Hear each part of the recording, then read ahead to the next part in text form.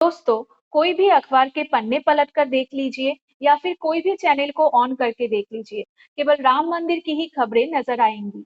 अब विदेशी मीडिया उस राम मंदिर के बारे में क्या कुछ लिख रहे हैं, उसे देखिए।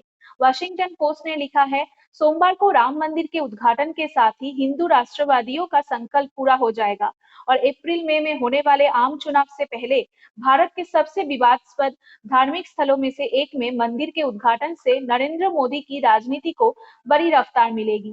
वो रिकॉर्ड तीसरी बार सत्ता में आने की कोशिश में है। वो हिंदुओं को अपनी ओर आकर्षित करने की कोशिश में है, जो भारत की आबादी का 80% है।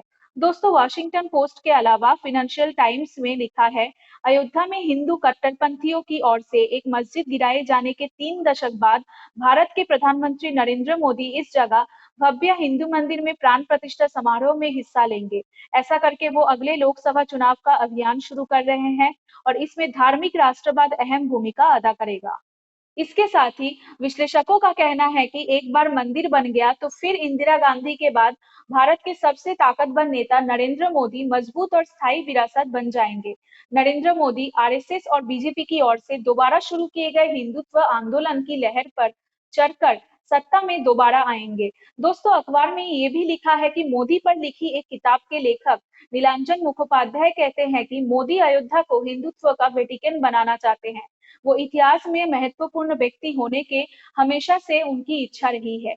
वो चाहते हैं कि भविष्य में उनके बारे में दूसरे राष्ट्रीय महापुरुषों के जैसे ही एक महान पुरुष बनकर जाना जाए।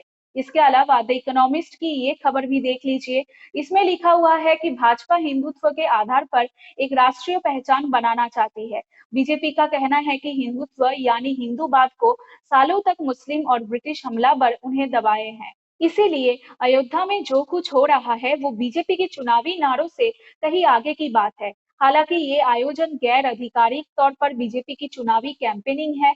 दोस्तों, नरेंद्र मोदी ने इस दिन लोगों को दिवाली बनाने के लिए कहा है। हालांकि 80% हिंदुओं में बहुतों का मानना है कि अयोध्या में मंदिर का निर्माण कोई जीत नहीं है। इसमें 14% मुसलमान भी शामिल है। प्रधानमंत्री अचानक इतनी लोकप्रिय नहीं हुए हैं। बीजेपी ने एक सोची समझी रणनीति के तहत ये सुनिश्चित किया है कि मीडिया सिर्फ पॉजिटिव कवरेज ही दे। पिछले साल जुलाई में एक सर्वे हुआ था जिसमें 82% मीडिया का मानना था कि उनके कर्मचारी बीजेपी का समर्थन करते हैं। आपको बता दें कि अखबारों के अलावा दुनिया की सबसे बड़ी मीडिया एजेंसी रॉयटर्स ने भी राम मंदिर की प्राण प्रतिष्ठा पर विस्तार से खबर छपी है, जिसमें बताया गया है कि भारत के प्रधानमंत्री नरेंद्र मोदी और एशिया के सबसे अमीर शख्स मुकेश अंबानी सोमवार को राम मंदिर के उद्घाटन समारोह में मौजूद रहने वाले 8,000 से ज्यादा लोगों में से एक होंगे। मंदिर का निर्माण करने वाले ट्रस्ट द्वारा आयोजित उद्घाटन समारोह आम चुनाव से कुछ ही महीने पहले हो रहा है और ये चुनाव बीजेपी के पाले में ही जाने की उम्मीद है। दोस्तों, विदेशी मीडिया को ये बात समझ में आ रही है कि राम मंदिर के उद्घाटन पर बीजेपी चुनाव में फायदा उठाना चाहती है और विदेशी मीडिया जानती है कि ये सब कुछ सिर्फ एक राजनीतिक इवेंटबाजी है। लेकिन अब यही बात जब शंकराचार्य करते हैं, विपक्ष करता है, तो उन्हें धर्म विरोधी कहा जाता है। गोदी मीडिया उस हकीकत पर बात नहीं करती जिस पर विदेशी मीडिया खुलकर लिख रहा है और अपनी बात भी रख रहा है। नमस्कार, मैं हूं शांति और आप देख रहे हैं न्यूज गैरेज। अगर आपको हमारा वीडियो पसंद आए तो लाइक एंड शेयर जरूर करें और हमें कमेंट एंड सब्सक्राइब करना ना भूलें, क्योंकि दोस्तों आप ही हमारा हौसला है और इसी तरह हमारा साथ देते रहिए।